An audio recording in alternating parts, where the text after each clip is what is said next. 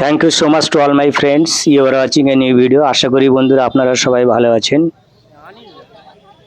আপনারা দেখতে পাচ্ছেন আমডাঙ্গা ব্লক তৃণমূল কংগ্রেসের পক্ষ থেকে এক প্রতিবাদ মিছিল। এই প্রতিবাদ মিছিলের মূল উদ্দেশ্য হলো কেন্দ্র সরকারের উপর যে আমাদের ক্ষোভ বিক্ষোভ।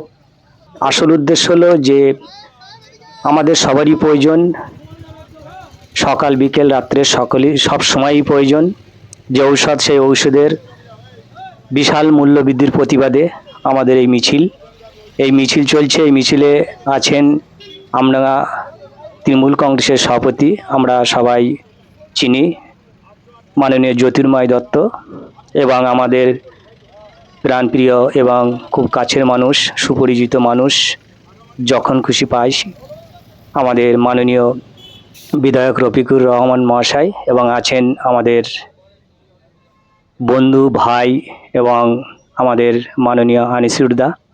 সঙ্গে আছেন আমাদের পঞ্চায়েতের প্রধান সমাধি, আছেন রবীন্দা, আছেন আবদুল্লাহ মণ্ডল, আছেন অন্য ব্যক্তি এবং বিশিষ্ট ব্যক্তি এবং নেতৃত্ববৃন্দ। আপনারা দেখতে পাচ্ছেন সেই ঔষধের, কেন্দ্র সরকার ঔষধের যে ব্যাপক হারে যে মূল্যবৃদ্ধি ঘটিয়েছে, সেই মূল্যবৃদ্ধি ঘটার কারণে আমাদের এই প্রতিবাদ মিছিল চলছে। সেই প্রতিবাদ মিছিলের চিত্র আপনাদের সামনে তুলে ধরলাম। আমডাঙ্গা শনি মন্দির, আদাটা শনি মন্দির থেকে পায়ে হেঁটে আওয়ালসিদ্দি ক্রস করে জিরাট বাজারে দিকে আমরা চলেছি। সেই জিরাট বাজারে উপস্থিত হয়ে একটা পথসভা করা হবে, জনগণকে জানানো হবে কেন্দ্র সরকারের বিভিন্ন বঞ্চনার নীতি, যেটা আমাদের পশ্চিমবাংলার ক্ষেত্রে সর্বদাই করে চলেছে। অন্যান্য রাজ্যের ক্ষেত্রে যেটা আমরা দেখতে পাই না, পশ্চিমবঙ্গের ক্ষেত্রে যে অবিচার করা হচ্ছে, তার জন্য আমাদের এই প্রতিবাদ মিছিল। দেখতে পাচ্ছেন প্রতিবাদ মিছিলে সবই নেতৃত্ববৃন্দরা আছেন। দেখতে পাচ্ছেন আমাদের সামনে উপস্থিত, এবং আজার আছেন, আজরুদ্দিন অর্থাৎ আজার, সুমনদা আছেন, মেরাজউদ্দিন আছেন, সমস্ত নেতৃত্ববৃন্দ আমরা অংশগ্রহণ করেছি। আমাদের পঞ্চায়েতের সমিতির সভাপতি মনসুর আলী মহাশয়, আমরা সবাই মনসুরদা বলে চিনি। দেখতে পাচ্ছেন সেই চিত্র আপনাদের সামনে আমি তুলে ধরলাম। আমরা আগামী দিনেও এই কর্মসূচির দিকে এগিয়ে যাব এবং প্রতিবাদ মিছিল প্রতিটা অঞ্চলে গড়ে উঠবে। আপনারা জানেন 100 দিনের কাজের জন্য, এবং যে ঘর আমরা পাইনি, এখনও ঘরের টাকা এখনও কেন্দ্র সরকার আমাদেরকে দিইনি, তার প্রতিবাদে মিছিল আমরা আগামী দিনেও করেছি, সামনের দিনেও করব। দেখতে পাচ্ছেন মহিন্দাও আছেন, সবাই আমাদের নেতৃত্ববৃন্দ এই প্রতিবাদ মিছিলে পায়ে হেঁটে এসেছেন।